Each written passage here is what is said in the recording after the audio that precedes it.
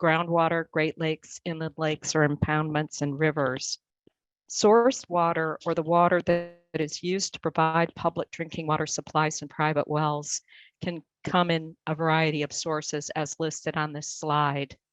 The quality of source water used by a drinking water treatment plant has a direct impact on the drinking water plant's operations. It can be impacted by local geology, topography, land use, and activities within and outside the watershed or wellhead capture zone. Groundwater is located below the surface of the earth in spaces between rock and soil. Groundwater is naturally filtered, which might remove some of the bacteria and chemicals depending on the water's depth and the area's local geology. Groundwater is not always an economical or reliable source in areas of the United States or Michigan, and therefore surface water is treated to provide drinking water to approximately 50% of the Michiganders. The Great Lakes, inland lakes, or impoundments and rivers are surface water sources. Surface water collects on the ground or in a stream, river, lake, reservoir, or ocean. The surface water is constantly evaporating out of water bodies, seeping into groundwater supplies, and being replenished by rain and snow. Surface water is more susceptible to human interference and contamination than groundwater is.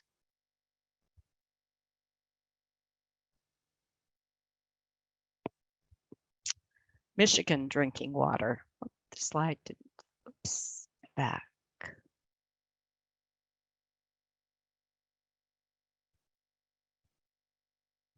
Yes, Michigan drinking water. Sorry about that. Drinking water in Michigan is delivered by both private wells and public water systems. As this pie chart shows, approximately 50% of the population receives their drinking water from groundwater supplied either from a private well or a public water system. Therefore, 50% are supplied from surface water delivered through the public water system. It's also important to note that public water systems use groundwater, surface water, or a combination of groundwater and surface water to provide drinking water to its customers. There are several distinctions between private wells and public water systems.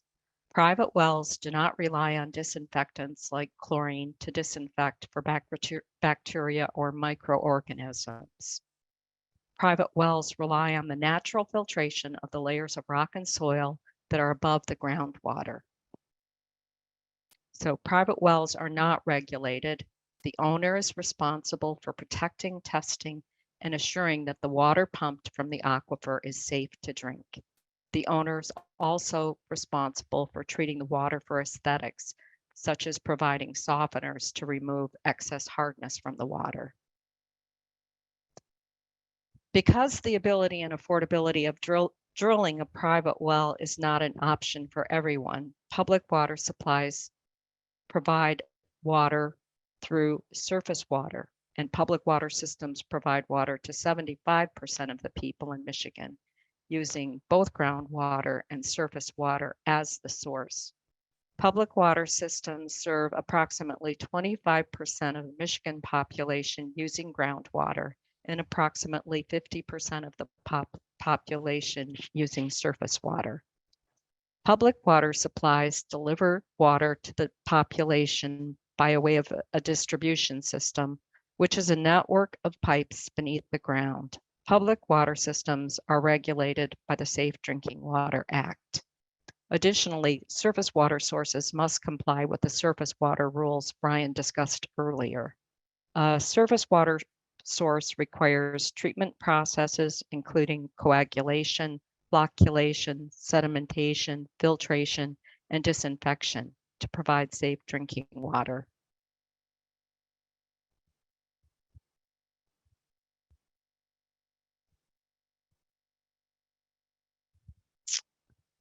A brief overview of groundwater, touching on the advantages and disadvantages as we use it as a source. Groundwater is obtained from a well system. A well is a hole drilled into the ground to access water contained in the aquifer, which is the natural area of water storage underneath the ground. A pipe and pump are used to pull water from the aquifer, and a screen filters out the unwanted debris that could clog the pipes in a residential water system or contaminate the water supply.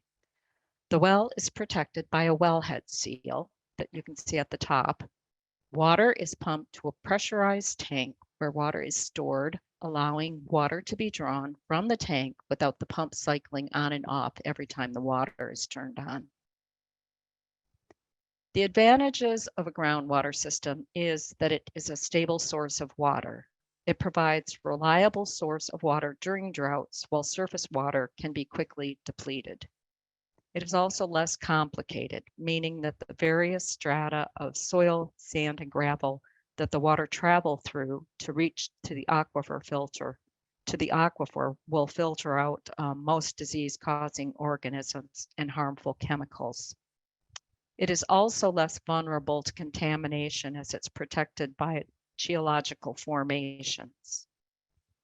However, there are disadvantages. Groundwater is more prone to natural contaminants such as arsenic and radon.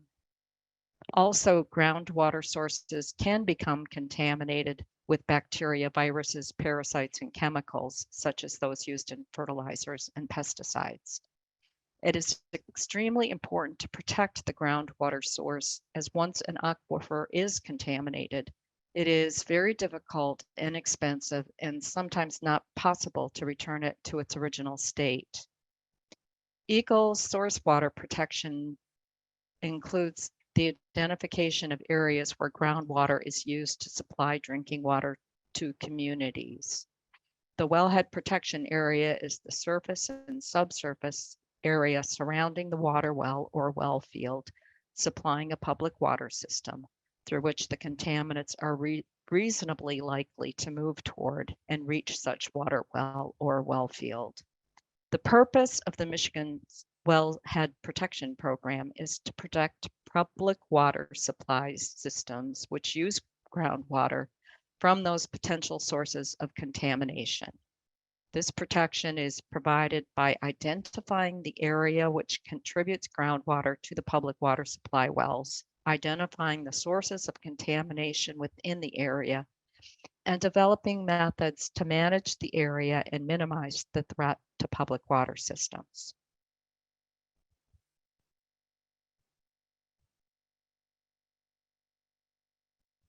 Oops, sorry. I'm working with two screens. Okay.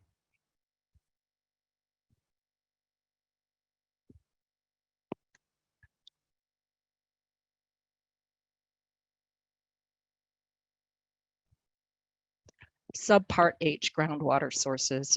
Ryan had mentioned that there's both surface water and groundwater under the influence of surface water systems in Michigan. The best way to describe that is there are public water systems that use groundwater, but for various reasons are required to filter, disinfect, and monitor in accordance with the surface water treatment rules.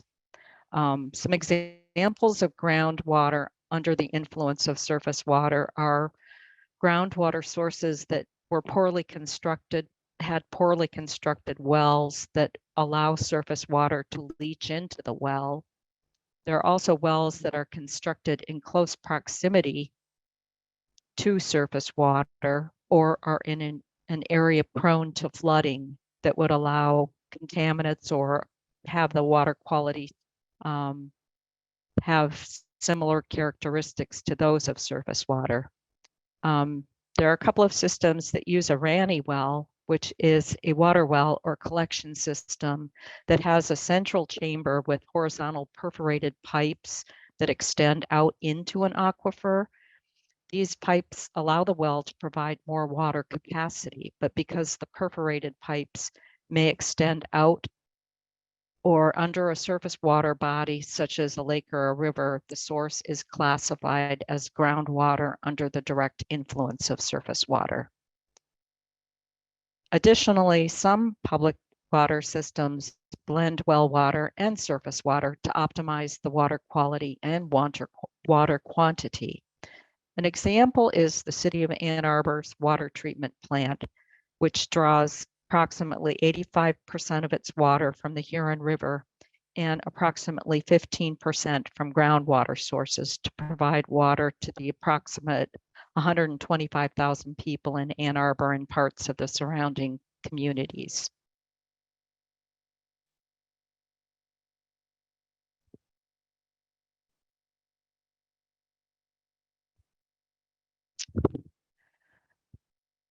Now getting into surface water, we'll start with the Great Lakes. Lake Superior, Michigan, Huron, Erie, and Ontario are the Great Lakes.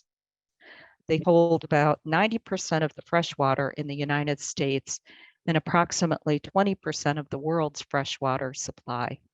So approximately 40 million residents of the United States and Canada depend on this system for clean drinking water.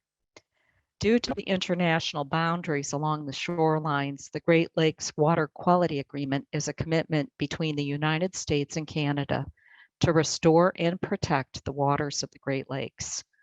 The agreement provides a framework for identifying binational priorities and implementing actions that improve water quality. EPA coordinates U.S. activities that fulfill the agreement. The United States and Canada first signed the agreement in 1972. It was amended in 1983 and 1987. In 2012, it was updated to enhance water quality programs that ensure the chemical, physical, and biological integrity of the Great Lakes. Advantages of the Great Lakes as a source is that they provide a stable quantity and quality of source water. The large volume leads to a dilution of contaminants, and the intakes can be extended farther from shore, which reduces the influence from rivers and runoff. The Great Lakes typically have a low total organic carbon. Total organic carbon has no health effects. However, it provides a medium for the formation of disinfection byproducts, which do have health effects. And that's why we're concerned about total organic carbon. Great Lakes commonly have lower turbidities. And although turbidity has no health effects, as Ryan had discussed, turbidity can interfere with disinfection and provide a medium for microbial growth.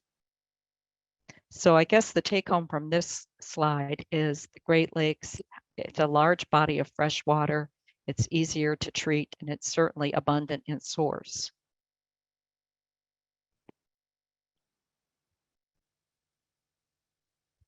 Just to cover a few of the Great Lakes disadvantages.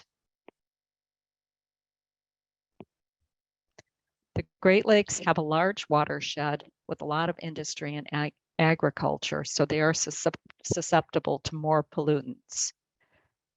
Because of their size, Michigan's climate, the Great Lakes have seasonal upsets, which can also impact treatment.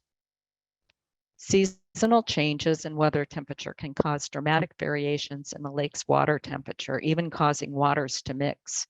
Stratification occurs during the summer and winter and overturn during the fall and spring.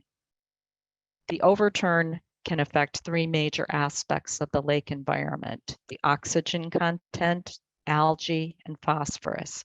Operators must monitor and adapt to water quality changes in order to provide safe drinking water to their customers.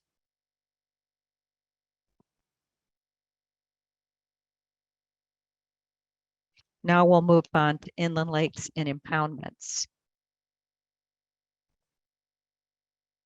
Inland lakes and impoundments provide a source of drinking water in areas where the Great Lakes and private wells are not feasible due to geology, location, and other factors.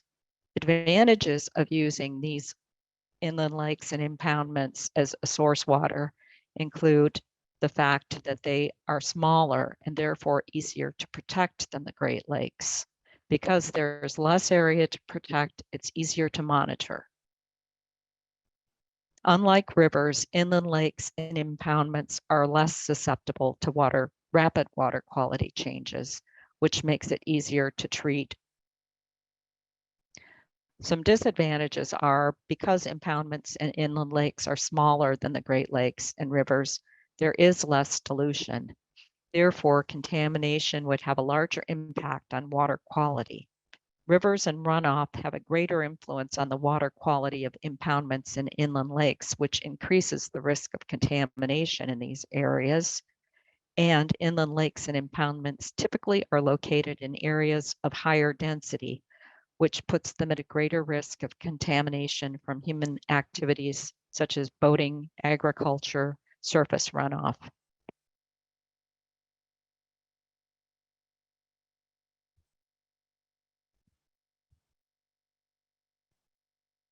And finally, Michigan uses rivers as a source. These are often the most difficult to treat, as the constant motion and varying water levels bring rapid changes in water quality. Like inland lakes and impoundments, they are also susceptible to runoff, sewers, and upstream activity. Depending on many factors, river sources also may have plankton and algae activity, and often more protozoa and other microbes. So you can see from the pictures on the slide, these are all three rivers with very different water quality. So a lot of it depends on your source and the water quality characteristics of your source.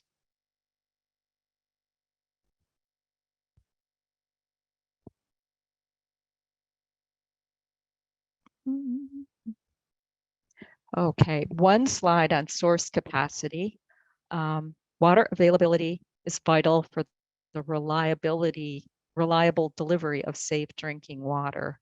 Droughts, floods, overpumping of aquifers, river diversions, or other management practices can affect the availability of drinking water sources. Changes in water availability also can impact water quality. There are three different types of source capacity. The amount of water that can be delivered to a public water supply is determined by the capacity of the source. The baseline capacity is a set capacity that cannot be exceeded without formal approval. The baseline capacity limits the amount of water that can be pulled from the source. The rated capacity or maximum capacity on record, that the plant can send to the distribution system. It's the rated capacity of the complete treatment system is the smallest of each element of the system, which would include the intake capacity, the low water level, raw water delivery, treatment processes, and finished water delivery components. Then lastly, there is a firm capacity, which is the production capability of each respective part of the waterworks system with the largest well, pump, or treatment unit out of service. This is the capacity, firm capacity is based on the limiting factor of any of these treatment processes.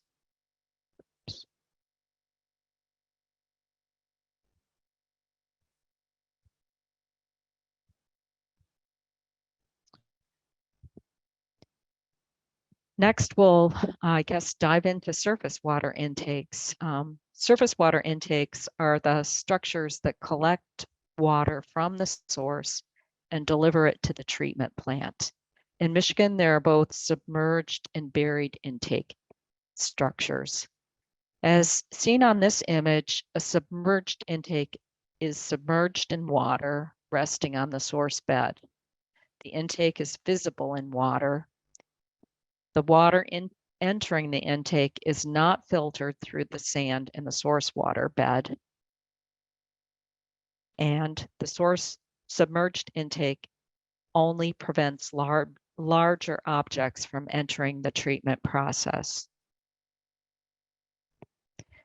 Buried water intakes, which it was very difficult to find an updated slide. I just couldn't find one, but they are buried below the lake bottom, underneath the lake cover or sand. This allows the water to be pre-filtered as it works its way through the sand. Buried water intakes have more head loss because of this design, which limits their capacity to deliver water to the drinking water plant.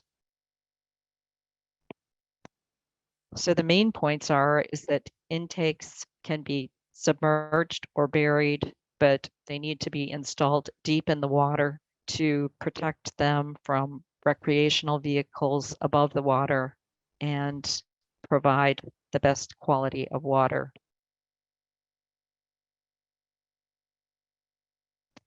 Some advantages of buried intake structures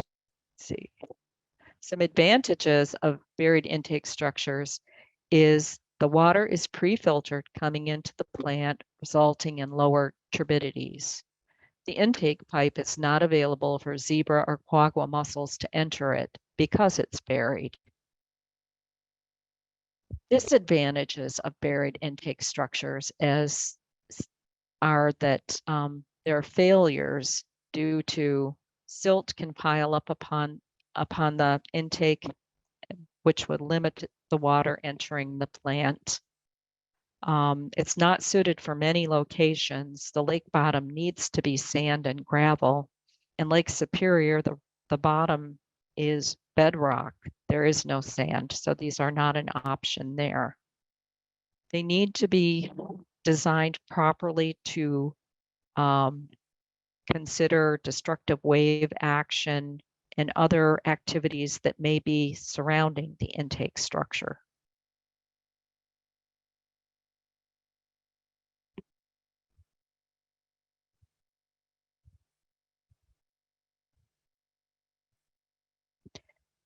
Just an overview of some of the typical intake components.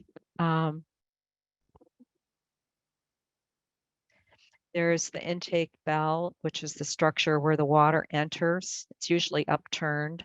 It will sometimes have chemical lines for mussel control. Then you have your intake line, which is the bottom picture. It's a long pipe, typically has a diver access port.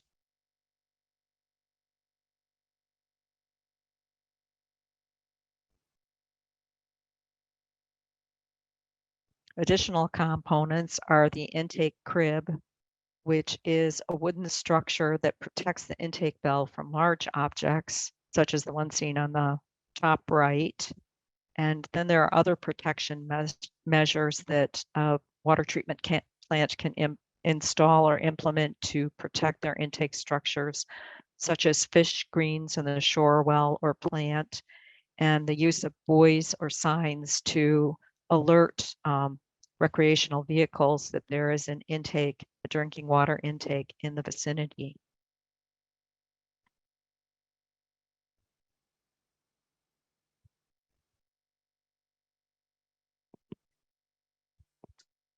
Let's see, intake considerations.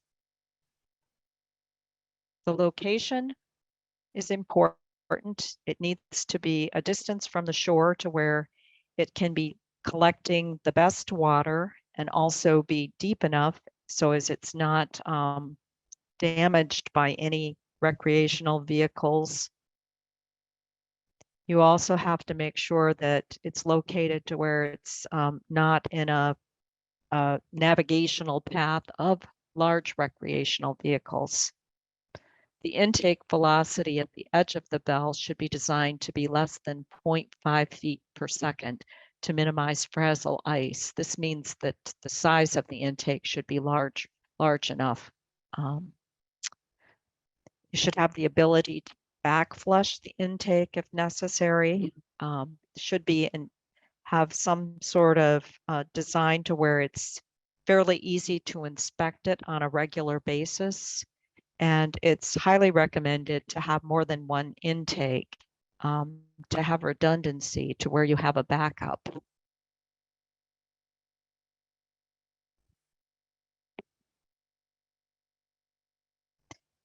Intake and obstructions. An intake obstruction is a significant concern because it's one of the few issues that can halt water production in a water plant.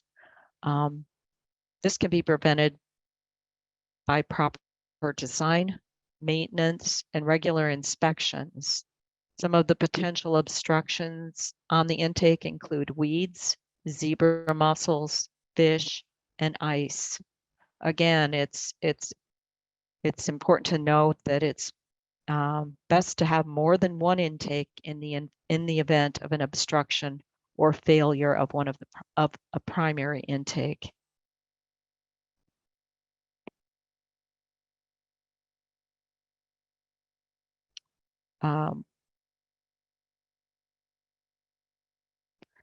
These are pictures of how zebra mussels can obstruct the intake pipe. Zebra mussels were discovered in the Great Lakes in 1988. Chemicals such as chlorine, potassium permanganate, and polymers can be injected into the intake to prevent mussels from attaching to the intake pipe.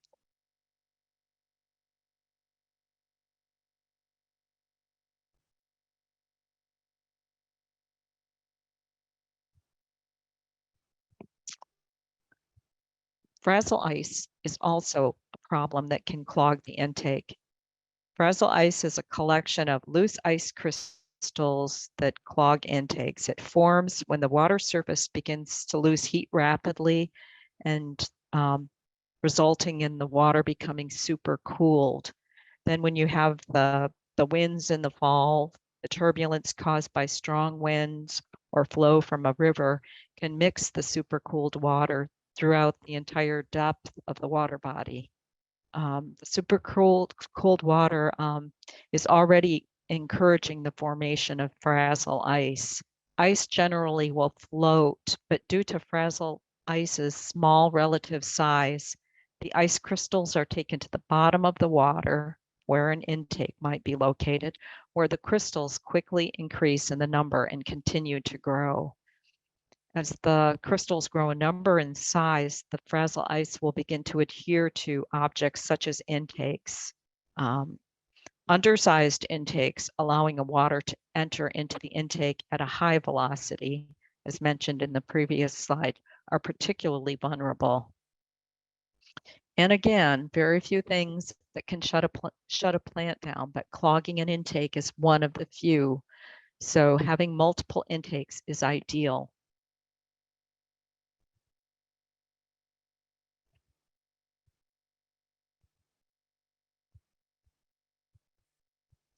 Surface water protection. Protecting sources of drinking water is an effective way to reduce risks to the public health. It instills customer confidence and controls water treatment costs. Protecting source water can reduce risks by preventing exposures to contaminated water. Protecting sources from contamination helps reduce treatment costs and may also avoid or defer the need for complex treatment. Addressing water quality concerns at the source also has many other environmental and societal benefits that aren't seen from treatment alone, such as protecting water quality for wildlife and recreational use, and protecting the availability and quantity of water supplies. In Michigan, source water assessments were conducted in the early 2000s.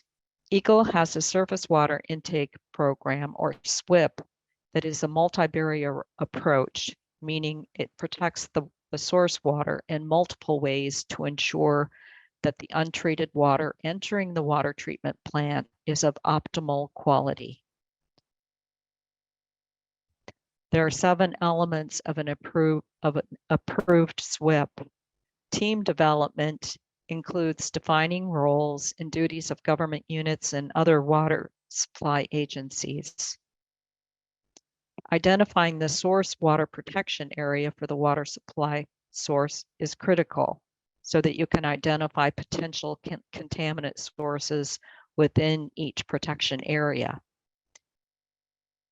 Utilizing management approaches for protection of surface water, including but not limited to education and regulatory approaches. These approaches may include things such as a riparian zone restoration to reduce runoff pollution, stream bank stabilization to reduce sedimentation. You can have land protection and easements, best management practices for agriculture and forestry activities, for stormwater control, and local ordinances to limit certain activities in source water or wellhead protection areas. Developing emergency response plans and contingency plans for public water supply sources, including the location of alternate drinking water sources, is also part of a source protection plan. When you're doing new source planning, you want to assure that proper siting of the new water sources is made to minimize potential contamination. And then creating public awareness and encouraging public participation by educating local industry, businesses, and citizens on pollution prevention and source water protection. I guess the big picture summary is selecting the best available drinking water source, protecting the drinking water source from contamination, using effective water treatment, and preventing water quality deterioration in the distribution system results in optimal water quality. And I just wanted to mention that September 24th through the 30th is American Water Works Association Source Protection Week. They have materials online that include printable materials and videos on their website. And the last slide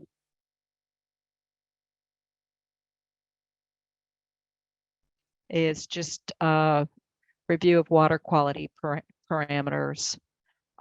Water sources, particularly surface water sources, present a variety of complications because of the variability in water quality parameters. Source waters in Michigan can have drastic differences in temperature, which can play a big role in treatment processes. Depending on your source, you could have high levels of naturally occurring or organic matter, which can impact how much turbidity should be removed. You may also have algae tendencies in your water source. The pH and alkalinity will vary, and there are many more different parameters. So the take home is knowing your source and the water quality parameters will positively impact your treatment process. And it's incredibly important to ensure that the water sent to the public is both potable, but also palatable, because water quality parameters can impact the aesthetics of water too.